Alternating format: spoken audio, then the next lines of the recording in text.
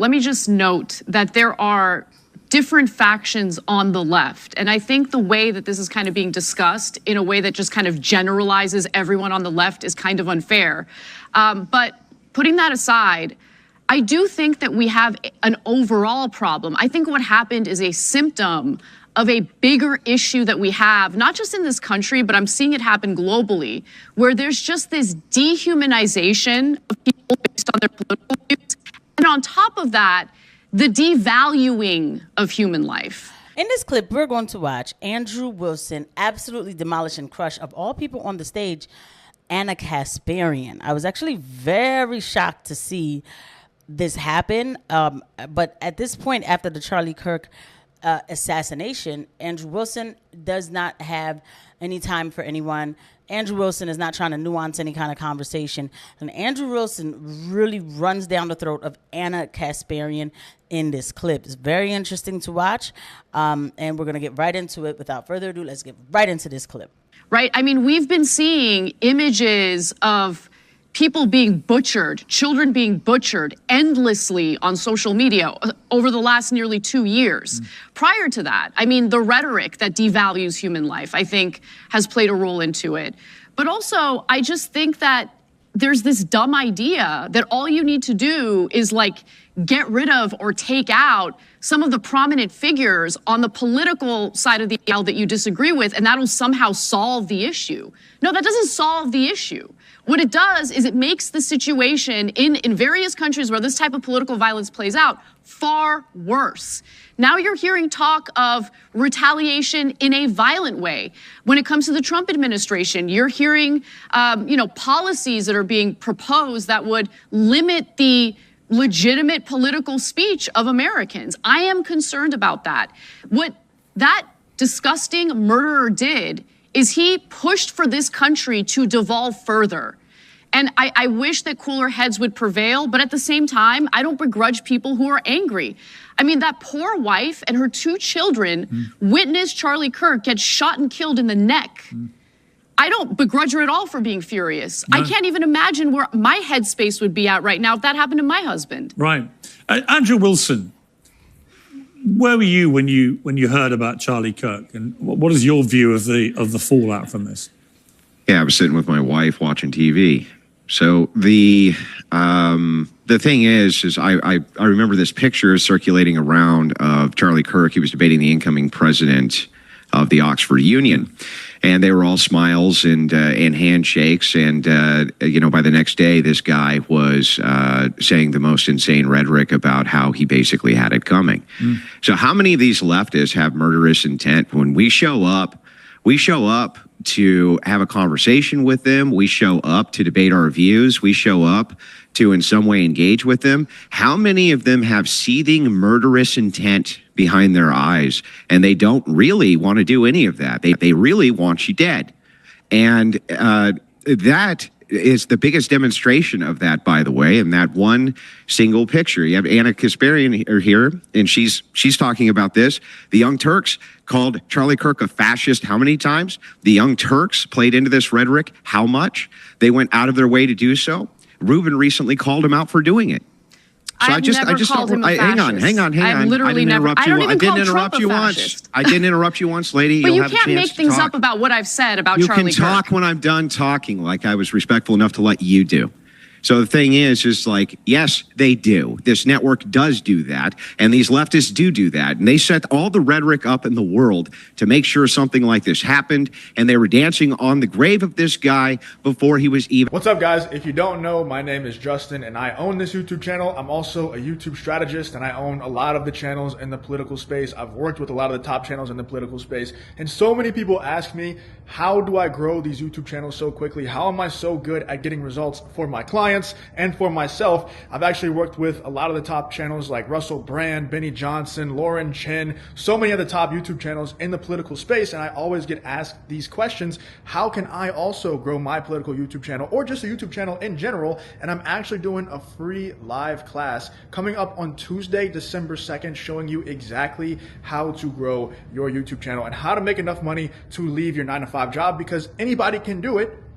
And I'm going to show you exactly how you can do it Tuesday, December 2nd. So if you want the same sort of results as these YouTube channels, such as Justin is Lost, Justin Reloaded, Justin Reborn, The Progressive Way, Bring the Asteroid, Benny Johnson, Russell Brand, Chris on Culture, The Apostle, all these people, they're all either me or they've worked with me in the past. So if you want the same results as them, I'm going to show you how to do it for absolutely free on this live workshop on Tuesday, December 2nd. Make sure you sign up with the top link in the description or the link in the pinned comment. Sign up for that class. There's only 100 spots. So if you save a spot, make sure that you show up so you don't waste the spot.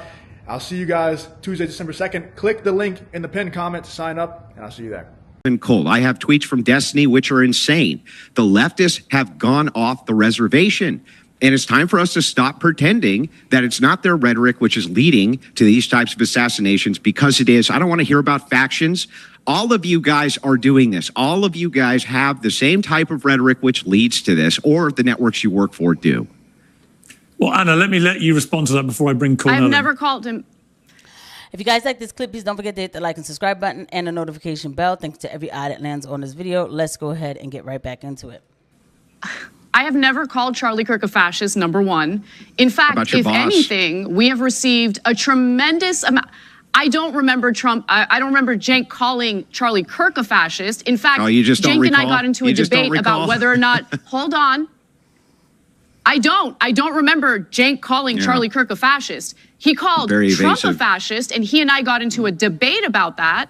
But to lump in everyone on the left together, I don't agree with Destiny on anything these days. Destiny is totally unhinged in his rhetoric, 100%. I have been critical of Charlie Kirk's political views, but going around referring to people as Nazis, you know, turning the temperature up, I did not engage in that. So I just want you to at least be fair about what I've actually said about Charlie. There's no actual reason for us to believe leftists at this point. It's very clear that while they come out with a handshake and wanting to have these conversations, they claim, right? In reality, what they're doing is they have murderous intent, and they'll celebrate you the day that you die.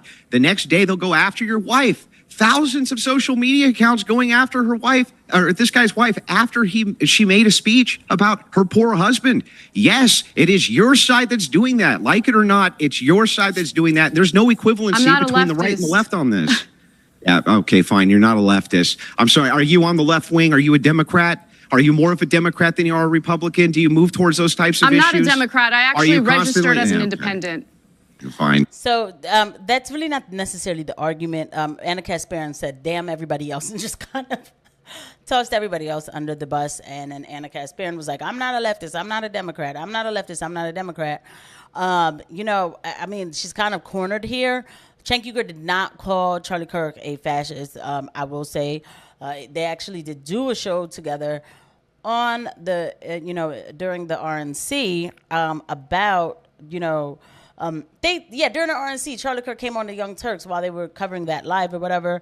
It's actually pretty cool to watch. And Cenk has gone to AmFest and everything else. I do understand the point that Andrew Wilson is making, because there are people. When I listen to actual hardcore leftist talk, they aren't really willing for a debate. A lot of this stuff is driven to keep division, and it works. It simply just works. But it is getting to a point where it is more than creepy. It's dangerous.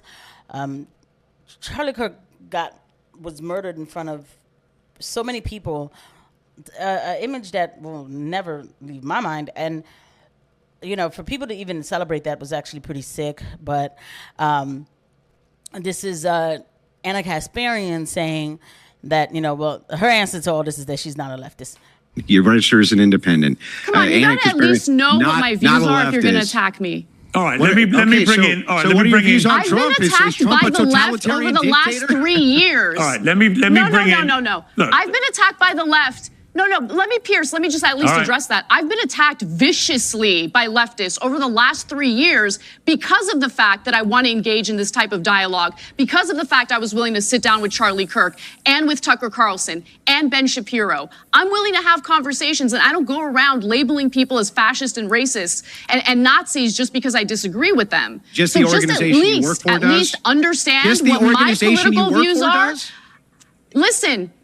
I'm not going to be blamed for what everyone in that company has to say. Anyone in that company has to say. I'm an individual. Of that company? We are supposed to judge people based on individuals. He did not go around calling Charlie Kirk a fascist and a Nazi. Saying that you don't have good reasoning skills. If it's the case that you think, oh my God, you can't be calling people Nazis. You can't be calling people Nazis while your boss does all the time. Why are you making that up? You're just making it up. You're just making it up. We're all the same. That's how simple-minded you are. You're all the same. Okay, then everyone on the right is just like Dylan Roof. All right.